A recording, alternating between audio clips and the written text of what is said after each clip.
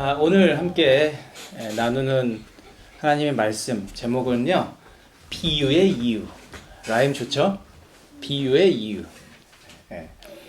마태복음 13장의 말씀 함께 나누면서 하나님 주시는 은혜를 채워보려고 합니다.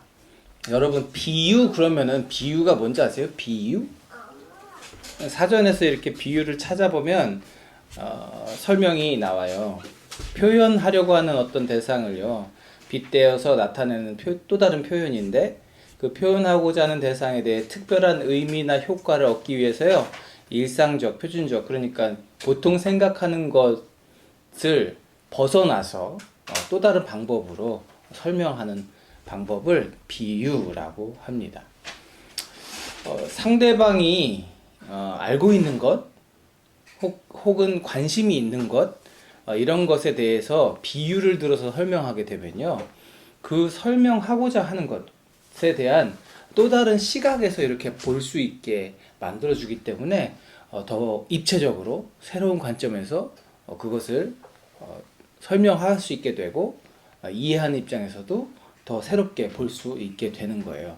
그런데요, 만약에 전혀 알지 못하는 것에 대해서 비유를 들어서 설명한다면 여러분 어떻게 될 것 같아요? 저희 큰딸 이름이 박수겸입니다. 박수겸에 대해서 수겸이는 어떤 사람인가요? 누군가 이렇게 물었다고 생각해 봅시다. 그러면 비유를 들어서 이렇게 설명할 수 있겠죠.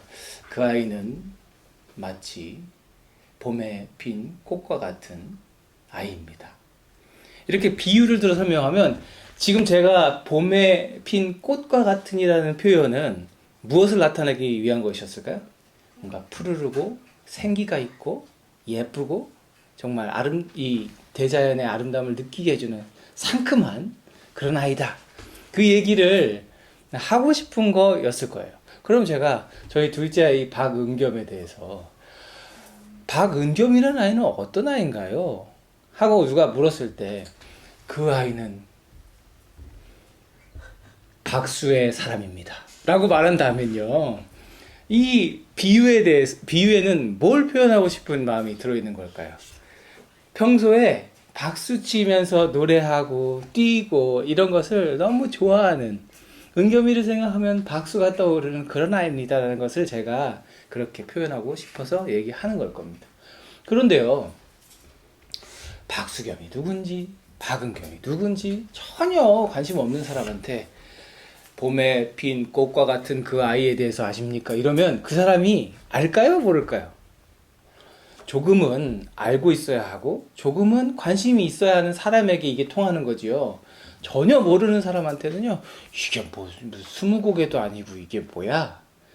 박수의 아이를 아십니까? 딱 이러면 이제 이런 반응들이 나타나게 되겠죠.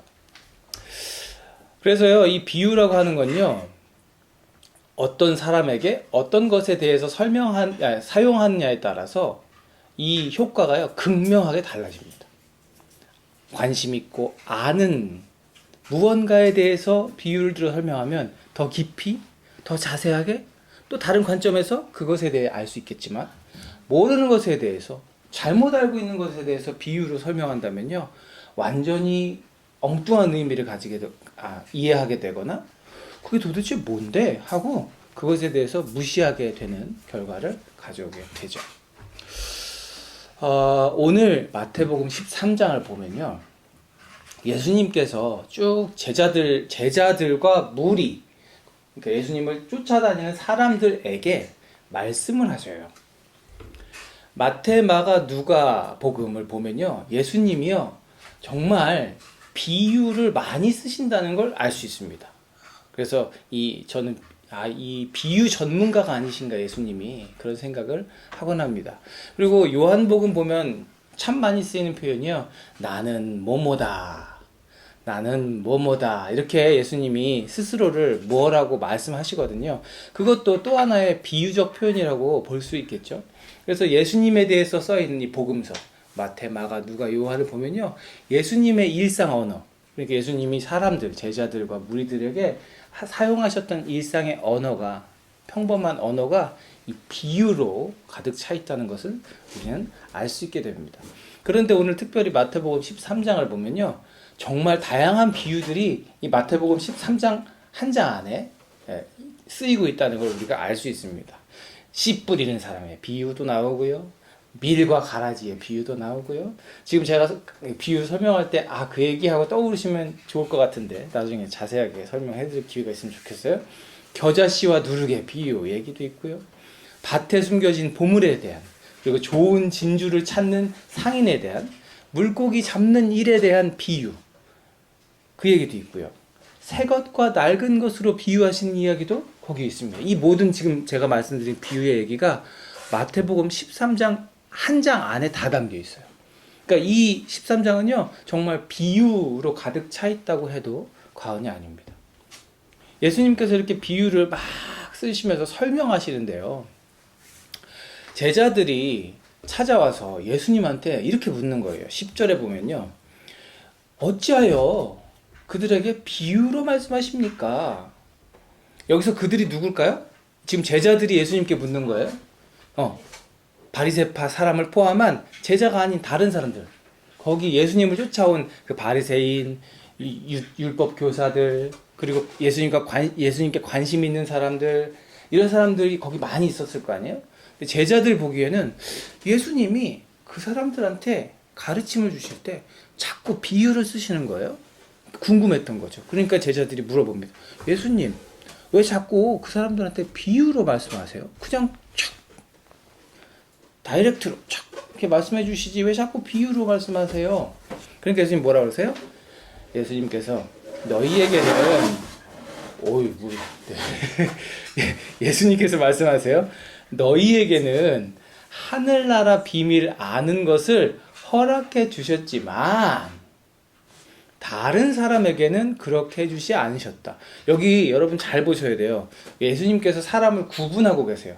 너희에게는 하늘나라 비밀을 아는 것을 허락해 주셨지만 다른 사람들, 그들에게는 그렇게 해주지 않으셨다. 여러분 이 얘기 잘 기억하셔야 돼요. 하나님 나라의 비밀이요, 어떤 이들에게는 허락이 됐고요, 들을 수 있도록 허락이 됐고, 어떤 이들에게는요 들을 수 없도록 되어 있다는 말씀이에요. 그럼 더 충격적인 얘기를 하세요. 12절 보면요, 가진 사람은 더 받아서 차고 남을 거고, 가지지 못한 사람은 가진 것마저 빼앗길 것이다. 여러분들 예수님이 어떤 분이에요? 사랑의 주님. 아픈 사람, 가난한 사람, 병든 사람, 소외된 사람, 무시받는 사람을 찾아가시는 주님, 그들의 친구가 되어주시는 주님이잖아요. 그런 사람들이 세상에 차별받고 사랑받지 못하는 사람들이 있는 것을 가슴 아파하시면서 그들의 친구가 되어주신 주님이잖아요. 모두를 챙기시는 주님인데 지금 뭐라고 그러셨어요?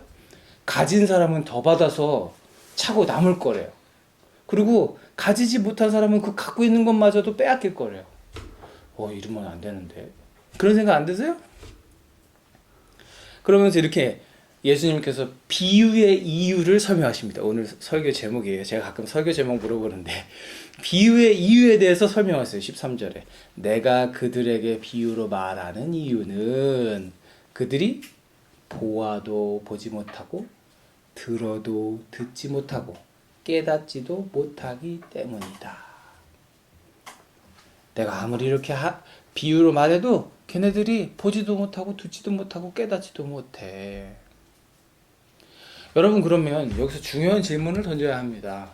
예수님께서 비유로 제자들과 무리, 너희와 다른 사람에게 말씀해 주시는, 비유를 통해 말씀해 주시는 것은 무엇이었죠? 뭐에 대해서 비유를 통해서 자꾸 말씀하세요? 예수님께서 뭐에 대해서 자꾸 사람들에게 이야기를 하시는 거예요? 제자들에게는 직접 말씀하시고 그들에게는 비유로 말씀하신다는데 뭐에 대해서 말씀하시는 거예요? 하나님 나라에 대해서 말씀하시죠.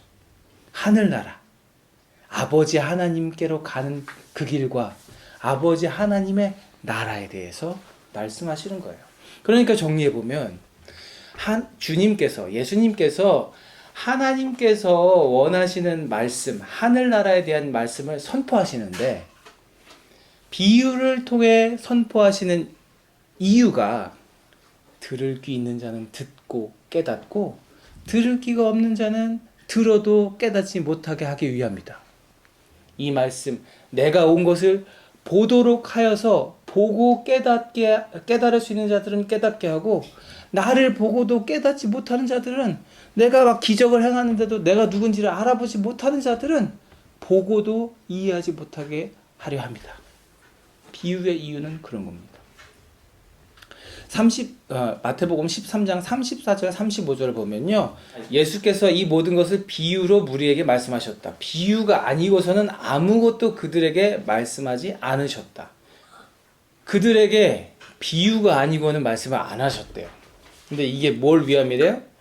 예언자의 말씀을 이루기 위함. 나는 내 입을 열어서 비유로 말할 것인데 창세 이래로 숨겨둔 것을 털어놓을 것이다. 이게 저 옛날에 예언자가 했던 예언이에요. 이게 무슨 말인지 아시겠어요? 예수님이 오셔서 하나님의 아들 메시아 구세주가 오셔서 하늘나라에 대한 것을 모조리 남김없이 얘기해 줄 거야. 모조리 남김없이 얘기해 줄 거야. 이 예언을 지키셨어요, 예수님께서는. 근데 뭘로 설명하셨다고요? 비유로 설명하셨다고요. 그러면 여러분, 여기서 우리는 중요한 결단을 해야 합니다. 그리고 중요한 판단을 해봐야 됩니다. 우리는 예수님 말씀하시는 너희인가요? 그들인가요? 너희와 그들의 차이를 여러분 아시겠어요? 그들은요, 이 땅에 오신 예수님을 지금 보고 있으면서도요, 그분이 누구신지를 알아보지 못합니다. 그분이 왜 오셨고, 그분이 지금 일으키시는 기적이 누구의 권세인지도 알지 못하고, 그분이 말씀하시는 하나님 나라도 이해하지를 못해요. 그러나 너희, 제자들은 다르죠? 예수를 믿는 믿음을 가진 그들의 눈에 주님은 그리스도시요 살아계신 하나님의 아들이십니다. 예수를 믿는 믿음을 가진 제자들에게 주님께서 설명하시는 하나님의 나라는 소망이 되고요. 예수를 믿는 믿음 안에서 여전히 부족하지만, 여전히 실수투성이지만 이 제자들은 예수님을 통해 그분이 말씀하시는, 그분이 비유로 설명하시고 직접 가르쳐 말씀하시는 그 하나님 나라에 대해서 소망을 가지고 있다는 거죠. 그렇다면 여러분, 우리는 너희인가요? 그들인가요? 제자인가요? 무리인가요? 저런. 우리는 제자가 되어야 하는 줄로 믿습니다. 가진 사람과 가지지 못한 사람들이 성경에 나옵니다.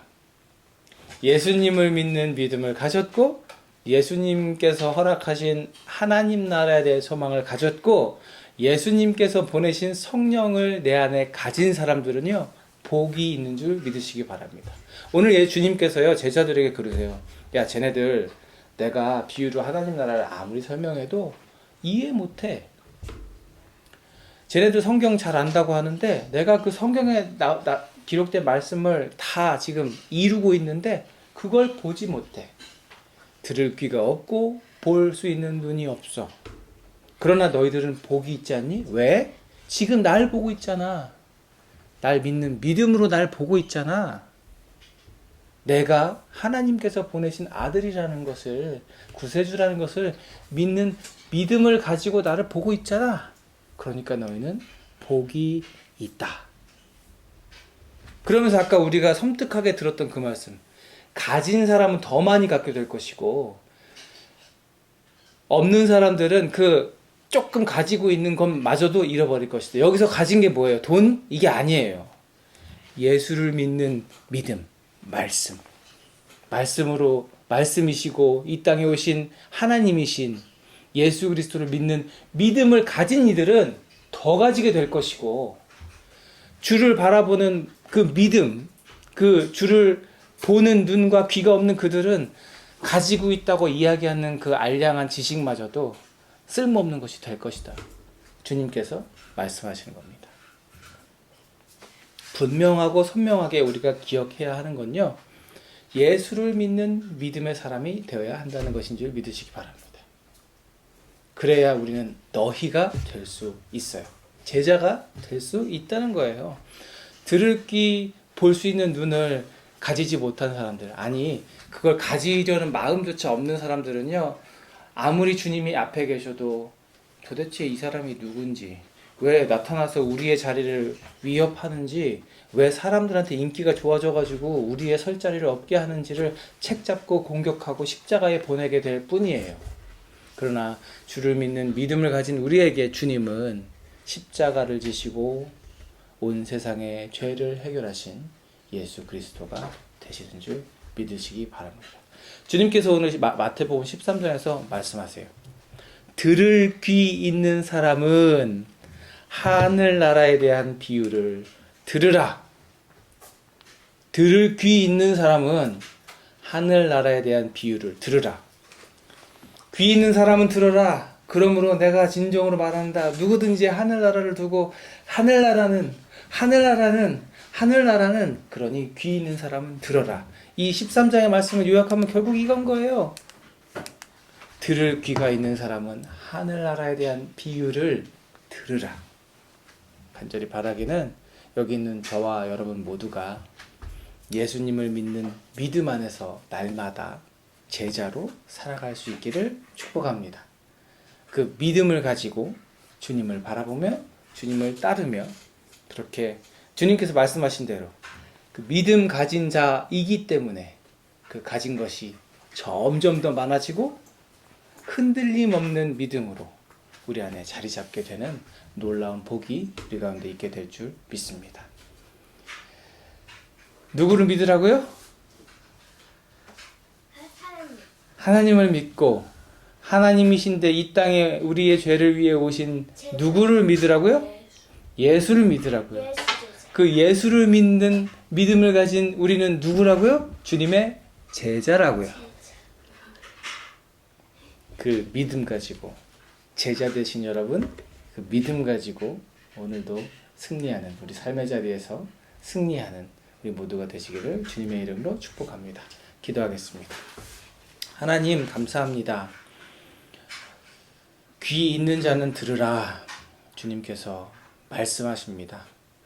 감추인 비밀과도 같은 하늘나라에 대한 그 귀한 말씀을 비유로 들려주실 때 믿음 가진 우리에게는 그 비유가 더 깊이, 더 넓게, 더 입체적으로 하늘나라를 알게 하는 비유가 되는 줄 믿습니다.